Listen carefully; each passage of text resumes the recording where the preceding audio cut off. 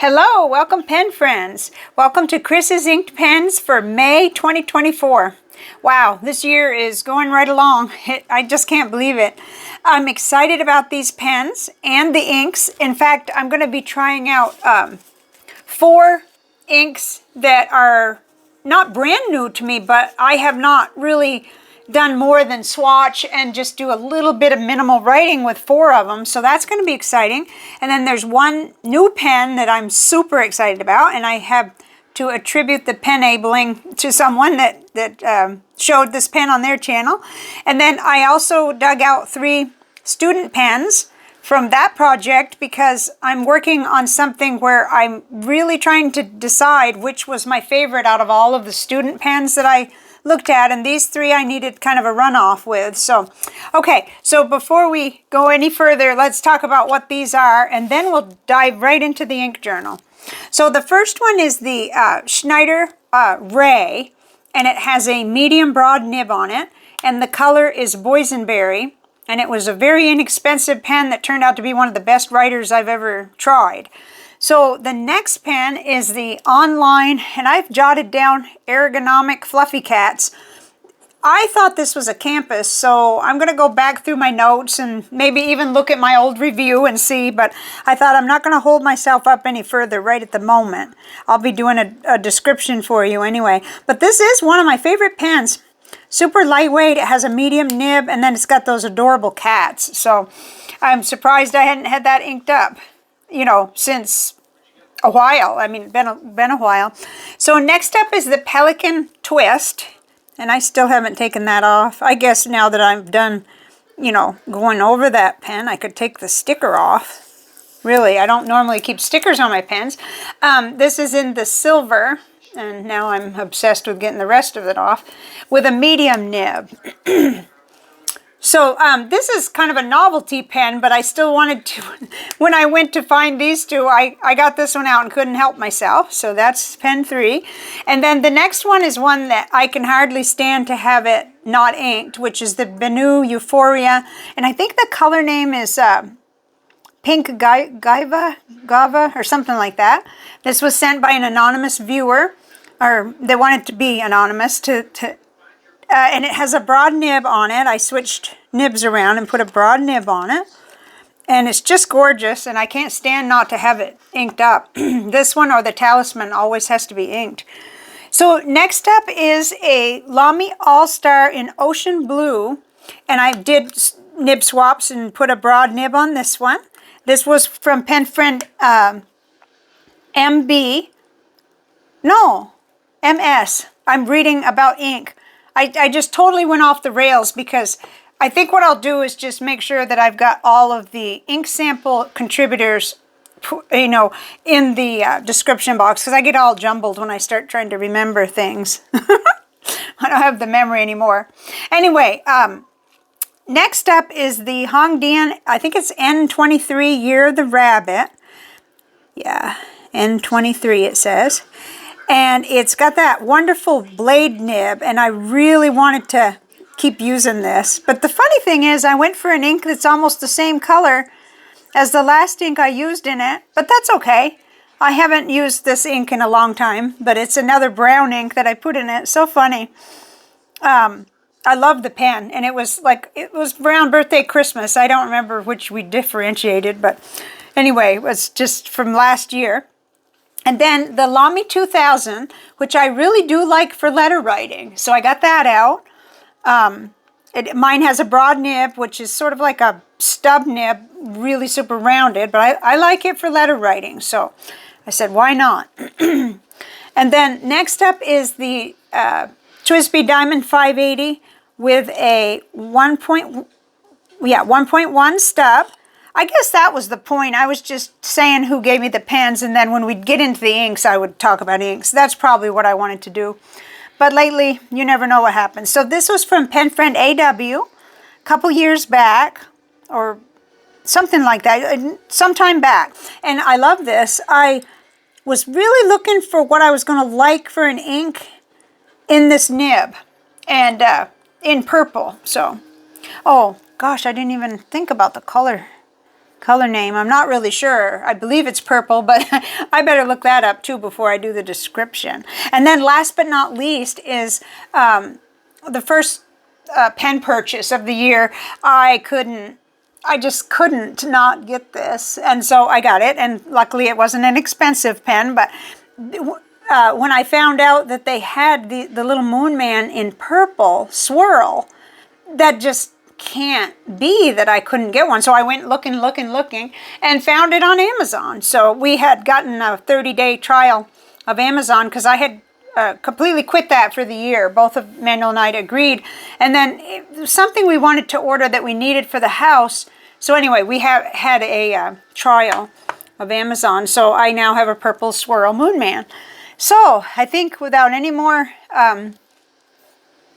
yapping, we'll get to the ink journal, which is the Bond Travel Gear 68 GSM Tomoe River hardcover old stock notebook. And I'm just starting in this one. This particular one, I thought I had my initials and stuff in here. I don't really know what I'm doing today. That's, yeah, from Pen Friend PL. I've had 2 of these gifted to me, so I automatically think of the first, person. I had that. This is my 3rd one to work in. So let's get shifted over to that. There, our first combination is the Schneider Ray with the Conklin Dusty Rose. And this was Pen Friend CS sent me a sample, and I don't think I've inked it up yet. If I did, it was probably in one of those dip pens. And I just, wow, what a juicy combination. Just insane. I mean, I knew this was a wet writer, but I jotted out my list so that my brain could have a little bit of relief and I could have a reference. And when I did that, I was shocked. This is even juicier with this ink than it was the last fill I had in it. And I never can spell Schneider. S-C-H-N-E-I-D-E-R. Schneider Ray with a medium, I say medium broad nib, and it's boysenberry. Yeah, okay, with Conklin. I think it's a perfect ink for it too because of the barrel and the water activated part of the ink. Just, it's a satisfying color combination, that's for sure. Dusty Rose. I thought I remembered this as lighter, but who knows. I had to do the tile right at the time yesterday, so it's not an old tile for me to compare and see. But I do have another ink where I think the ink got darker, and I have the old tile to show the lighter. So it's possible that I need to hurry up and use my inks up because there may be a little bit of shifting in the inks.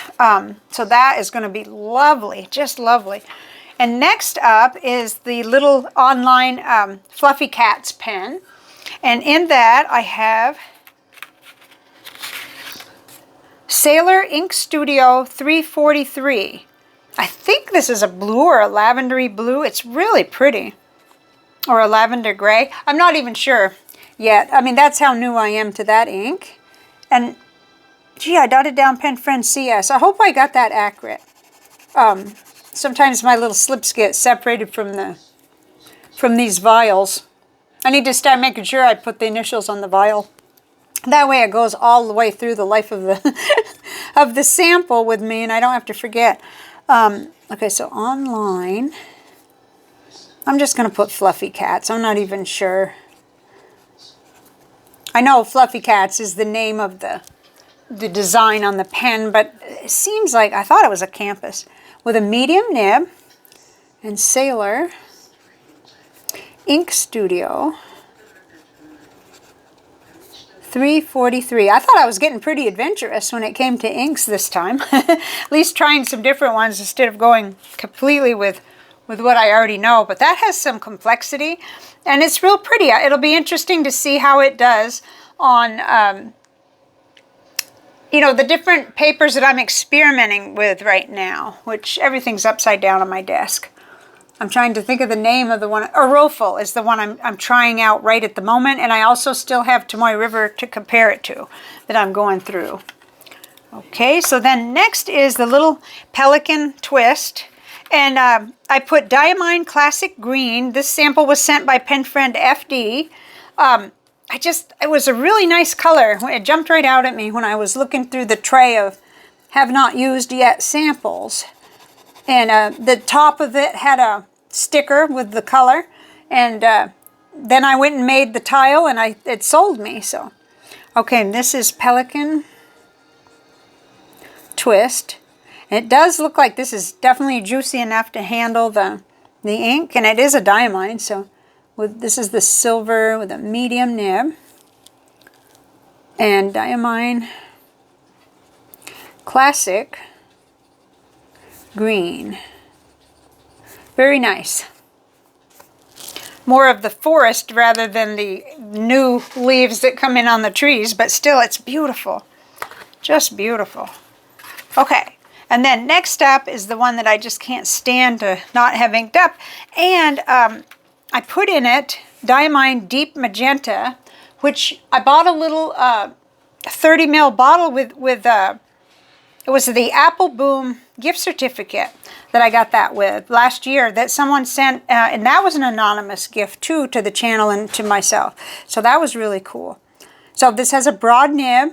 And I forgot to, I think, say that it's the Benu Euphoria Pink Gava broad nib.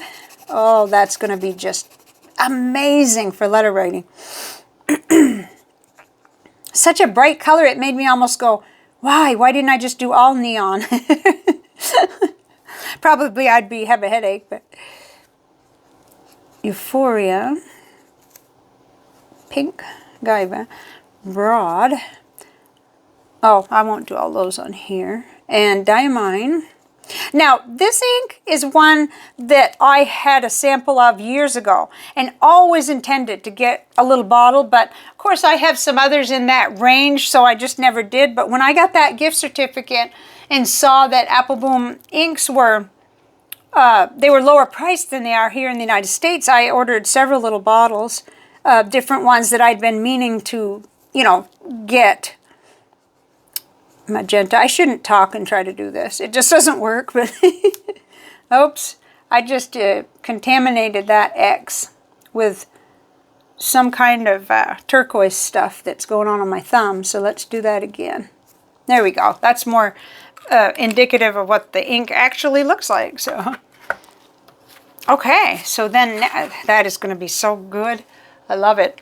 Next up is the Lamy All-Star in Ocean Blue with a broad nib and Lamy Turquoise. And this little sample I couldn't find who sent it.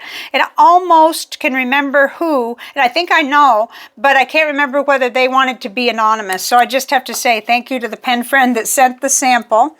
Because this seems like such a standard ink, but I haven't played around with this much. And I'm thinking it could be the same ink as they put in their cartridges, but I'm not sure. So I have research to do, and that's when I do it, is when I come back into the ink journal before I do the progress report. So that'll be part of my fun to look up what's up with this. Is this a bottle? How's it come? Not that I'm going to be ordering, but it would be nice to know for long term, especially if it's part of their standard lineup. So Lamy All-Star. My friend is stuff that's standard because of the budget, right now. And the other future things we want to do, too. We want to make sure that we're not... this may be the pen that I'm getting blue from. Okay. Something went a little bit... Maybe I didn't clean it enough. Okay, we're going to press on. Ocean Blue. Broad.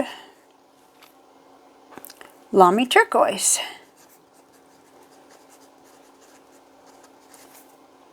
Okay, and we'll try to do this. Yeah, that's going to be nice. I'll go back in and see about cleaning around that. If you forget to clean here, you end up with nice, pretty fingers. And I often have done that. So let me clean my hands. There. Okay, so next up, in the little beautiful Hongdian N23 is Diamine Ochre. And I was going to show you this. I didn't think I had a tile, so I made one. And then I turned around and realized I had one already. And this is an old bottle that's almost finished. I was looking up there to see where it is, but it doesn't matter. It's just almost finished, and I'm wondering, this looks a lot darker. So we'll use this tile because this is the fill that I got. And I'm not so sure that this is going to be super accurate for what you would get if you got Diamine Ochre right now, because I remember it as a little bit, not light. It was definitely readable, but this is darkened, I believe. That's what I believe. And of course, you're seeing this through my camera and the lighting that I have today.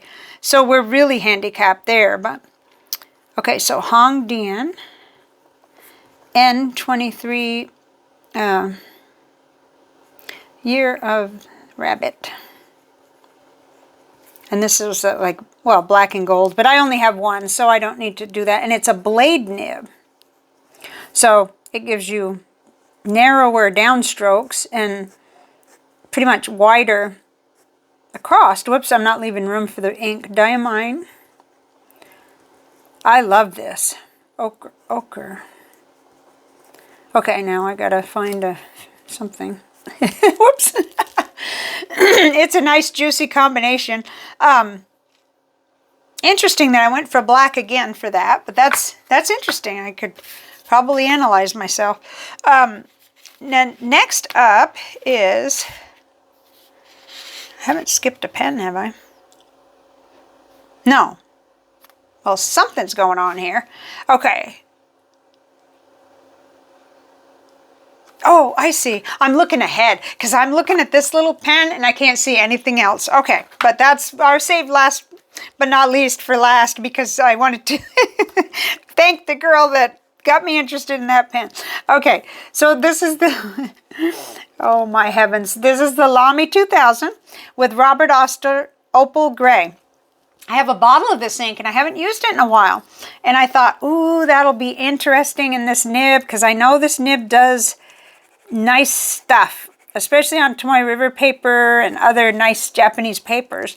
So I thought, and I love gray ink anyway, but I especially love a gray ink that will be readable and show some of its, beauty in a broad nib. So I think that's what we're going to have here. Lamy 2000, broad nib, Robert Oster Opal Gray.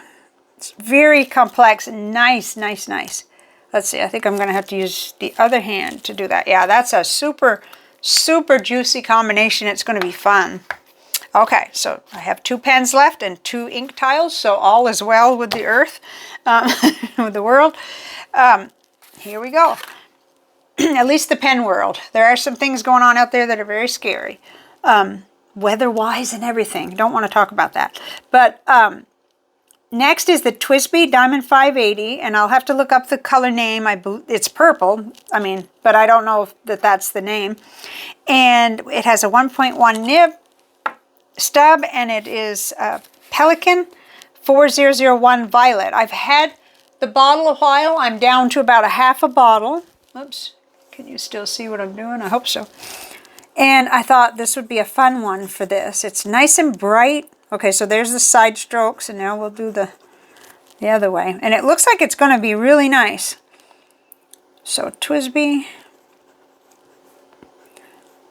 Diamond 580, and then I'm going to make a line. 1.1, because I want to be sure I fill in the right color name. Pelican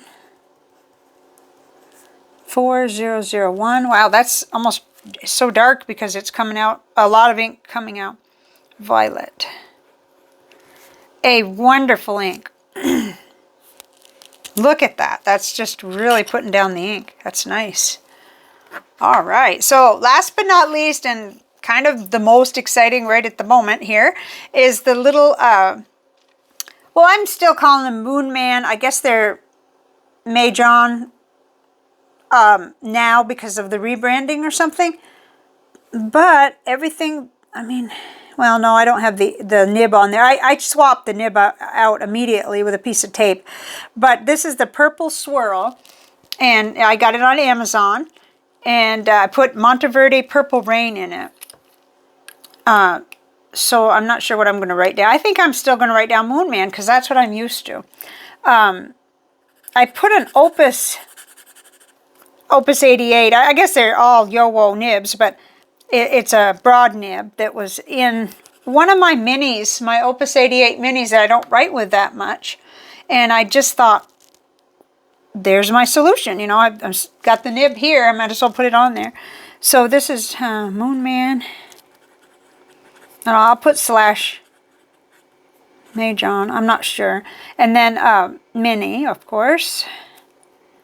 Purple Swirl. I do have several of these. I have a clear, a green swirl, a pink. Yeah, so I've got like 2 clears. I don't know. I have 5 total, I think. But I use them all, so that's cool. Broad Opus. That'll just tell me what nib it is. Monteverde. I used all of my bottle of Monteverde, so I bought a little 30 ml bottle last year to get me through. Purple Rain. So that's a long time favorite ink. It's just gorgeous. And I really love this little pen. I didn't need it. Not, you know, like I need food and transportation, but but I think in some corner of my heart I did need a purple Moonman Mini. And I promised to say who I got inspired by, and what it was, I was watching Wendi Sue over at Fountain Pen News. She has a relatively new channel, and there was an episode she did called Always Inked. And I clicked right on that because I thought, well, that's interesting. I have pens like that I feel like I should have always inked. And I enjoyed watching her little video. And when I saw this, I stopped the video and went to the computer. And I just couldn't believe that I had managed to not become aware of this pen. Anyway, now I am. And it's so exciting. Part of my collection now. So, and I think it was like 21 something total when you added the tax. So let me flip around the other way again. It looks like we had really good timing because Coco just got up from a long nap. He was really cranky before that. And I'll be going over to the library just to, you know, chat with you for a few minutes. But I just wanted to see the pens one more time. I'm going to have fun with these 3 student pens and really kind of narrow in on something that I want for another video that I'm working on. I don't normally work on long-term projects, but that project I formulated in my mind, it's not going to be like a day project. It's going to take me a while to make some decisions, and I don't want to spoil it, so I'll leave it at that. But then I already know that I'm going to just go crazy over this one, and gosh, you know, that gray, that opal gray will go with everything. I don't know that they're necessarily going to play well together, but nothing really stands out that's going to like look hideous on the same page of each other. So I kind of like that when it's like that. Let's see. Wow, okay, this was an old paper on a project I was collaborating, but then they never got back to me about Elias paper. So this paper is a little different than Tomoe River paper because Diamine Deep Magenta looks different. Let's compare it real quick. Coco's probably gonna, yeah. It definitely looks brighter over here on Tomoe River paper. So this little cheat sheet is just for me to know what here he is. I'm gonna have to move to the library real quick because he's gonna, no, don't crash the set, hon. Okay. But I can see that all the inks look a little bit lighter over here, so we're going to move. There, so poor Coco, he's up there on the desk, and I know he just wanted my chair. In fact, I see him right now. I can see all the way through there. He just jumped onto my chair. That was what it was about. It wasn't really about wanting to, you know, use the pens or anything. So he's just going to take his second nap, I guess, in my office chair there. I have a pretty good view from here. Anyway, so the little Moonman in Purple Swirl, that was kind of the highlight of my recent time. And it was neat because, you know, I think last year I was getting quite a few pens, and it just felt different that I hadn't gotten a pen in several months, you know, since December anyway. And so it did feel more special, and there was a lot more like excitement waiting even for the package. So I didn't intend to buy a pen this early in the year. I'm on a no buy, low buy, you know, very cautious with finances this year, but I'm really happy that I got that. I eyedroppered it right away. You can put a cartridge in them, but it's just so pretty, and it looks nice with the purple ink in there. It just really looks so, anyway, so pretty. It's a shiny object, so there you go. But I had a couple small topics just to chat about for the end here. And the first one I wrote down was, you know, it being spring here, it's kind of a nice time of year. It's already getting hot. I live down here in South Texas, and we're not quite in hurricane season yet, but we're preparing. You know, we prepare year round, but we're preparing extra. We're looking with an eye toward what might we be overlooking, you know. And so there's that, but it's not so hot yet that when you get in your car, you feel like you just don't want to go anywhere. It's not like that yet. So it's kind of a in-between time, and I know that it's, you know, it's not going to last much longer, and even the lawn care hasn't been too hard, because there's always been a breezy day or a cooler day to do it so far, so there's that. And then the second thing I wrote down, as far as like what we're up to, what our, we've kind of had everything's kind of going along pretty steady, and things are better for my mom. So here at home, we've been working on real intense, I wouldn't call it spring cleaning. It's deeper than that. We're actually really looking at everything for what we want to keep. And then we're dealing with getting rid of things. So it's nice because now I've got this room. It's the front bedroom, or it used to be the front bedroom. It's all library, and I got an easy chair, and I do have it set up so I can stream in here and, you know, watch videos and things like that. But I can read and go through my books, and he even put a corner desk in here for me. So I've got that, and now Manuel has converted the back bedroom to, well, that's where our bedroom used to be. And so now he's got his computer desk and not a couch, but what do you call it? Futon. And he's working on, and he's got bookshelves, because we were realizing, well, not that we are real militant about separating our books. We're not. We've both got some books that we kind of own in common, and then we've got books that fit better on certain shelves. But by the time we finished, we realized he's got a library and I've got a library too. But we actually moved out of that bedroom because we got new neighbors, and they have parties almost every weekend. And they're, ever since the party where someone had to call help because it was like 2 a.m. and they wouldn't let up, and it was karaoke, and it was horrid. Ever since that, they've kind of toned it down a little, but we still could hear the music and the kids, and they get these like jumping things that they get into, and I mean, great, but their neighbors, I don't understand how the people that live next to them, or, you know, maybe they're all related. I don't know, because that was an old junky house that got rehabbed, but our middle bedroom is like insulated from the sound because, you know, there's closets in between, and then there's a fan running. And because I thought, how am I going to deal with it? Like, I need to sleep, and I'm sensitive to noise. Manuel's not quite as sensitive as me. Anyway, in the process of creating that room for him and him creating it, you know, he got really spurred on about going through things. And I've had a few times when I did that real intensely too, but he's got me inspired now. And, you know, just to go through everything and really look at it with a current, you know, am I using this? Do I plan to? Is this just something I owned that was going to be something I was going to use or do? And so it's kind of fun because when you end up with all your favorite things around you, it's really nice, and get rid of more things. But I focus on what I really most want to keep and have access to. I do not like things in boxes at all. you know, Christmas things, sure, because we're going to use it at Christmas. But I hate having clothing or books in boxes. And so there's been years now that I don't do that. So, but I do have a bunch of pen boxes in a great big clear tub. And I'm trying to keep it to one tub, but I've now filled up that whole tub. So I'm going to run through that again and see. Maybe there'll be some that I realize now I can recycle.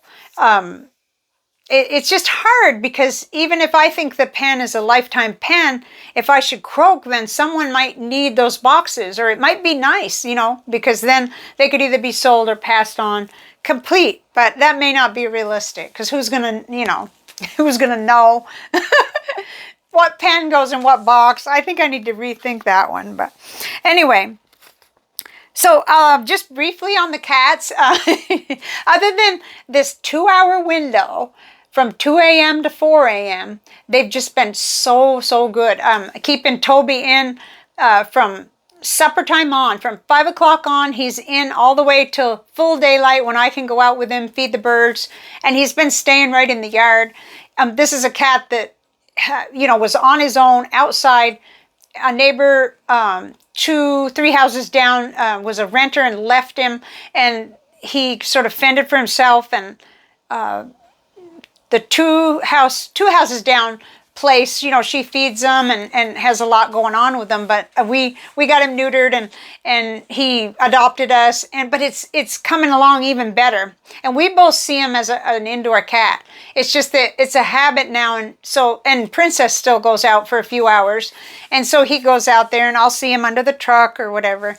I don't like my cats to be outside, but to just go from the life he had to, no, you can't go outside anymore. I don't even think that would be good for his health. I don't think he'd handle it well. So, and now that he's neutered, he's got much more calm, and he likes to be around and everything. So they're doing real good. But Coco gets really tired after all that they go through. There's chasing and playing and extra activity in the morning, and lots of times I have to get up and I end up falling asleep on the couch. That way at least Manuel can sleep, especially if he's going to have to drive, you know, to appointments or whatever. So we'll get it calmed down, though. They're all getting older gradually, but oh my goodness. Anyway, I saved the best topic, or what I think is the topic that's been on my mind the most in the last week has been, I watched Pen Boy Roy's Fountain Pen Burnout video, and it really clicked with me. And even though my experience with what I think, you know, I've gone through in terms of burnout in the hobby is totally different than his. And then after that, then 2 other people, let's see, Karina Plans, okay, wait. I always say her name wrong. And I sometimes can't think of how you're supposed to say it. That's terrible. Because I watch her all the time. And Leanne Likes, they both did talking on Fountain Pen Burnout and their experience. And my experience was different than either of theirs. And yet there were some like little threads of similarity. So I want to do a video. And I don't want to overthink it either. I feel like I'm just about ready to just go completely unstructured and just do the video on that. But if you haven't seen their videos, excuse me, I highly recommend it.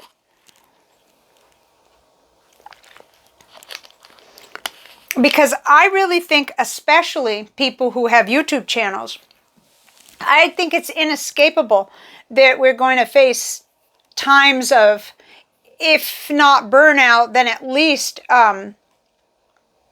fluctuating enthusiasm about making content and that kind of thing.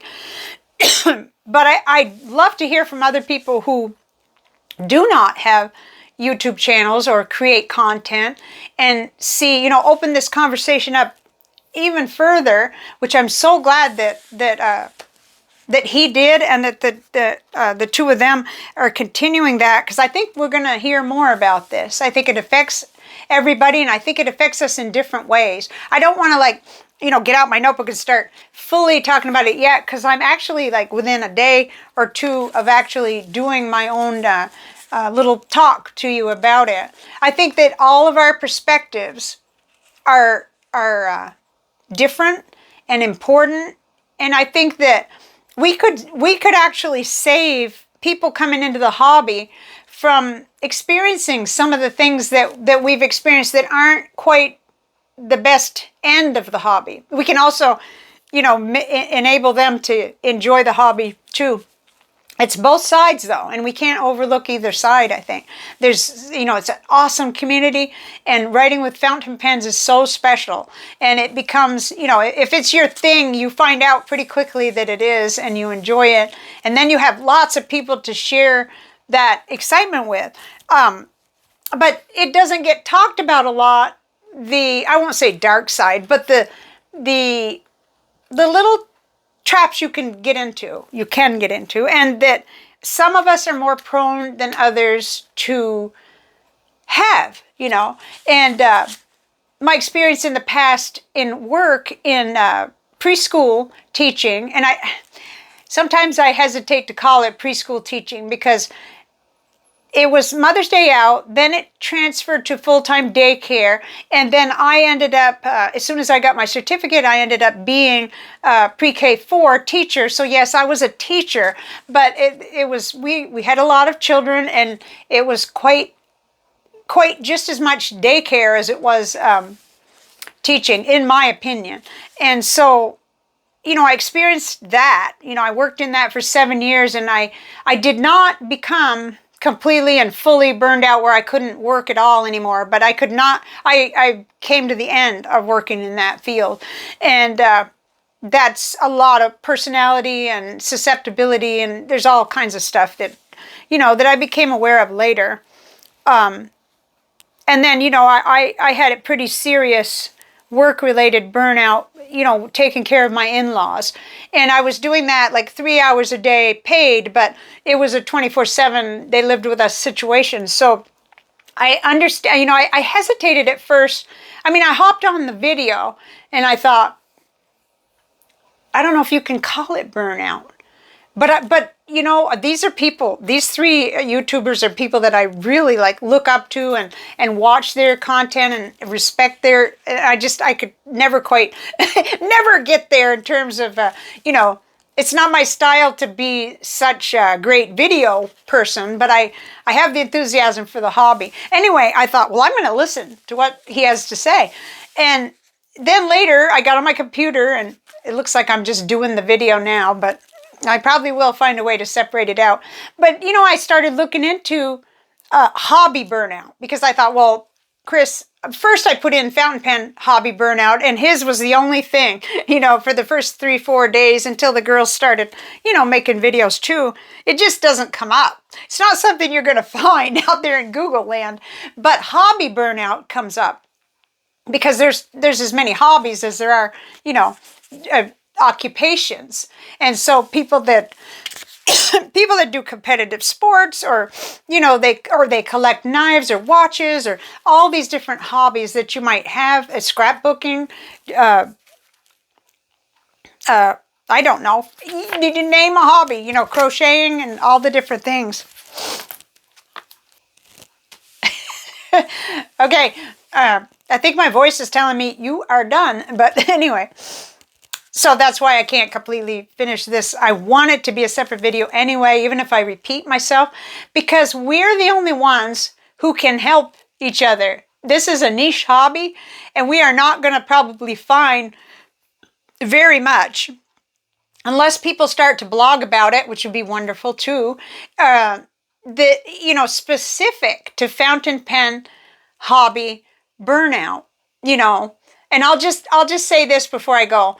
My first experience with it had to do with ink, and I'm wanting to come on and just really talk about that, because this whole thing, his video validated the feelings that I had, and I really had a lot of guilt and shame about the feelings, which is no reason to do that, but I did.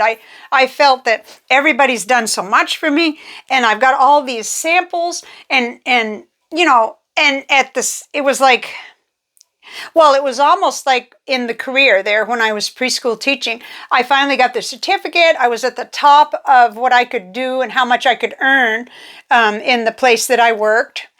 And it was the great time, and I was burned out. You know, I was done before I completed, or not, no, they'd printed my they'd printed my certificate or whatever, and I went and got it, and but I'll talk about that more on the other video, because there was even more to do with that. And I think anytime we can help our brains to see how it relates to a different type of burnout, or like when I used to talk about overbuying in this hobby, I used to talk about how I used to buy too many purses and bags and backpacks, because that was something that I was very susceptible to. And that was the only, and I talked about shoes, but I'm not a shoe person.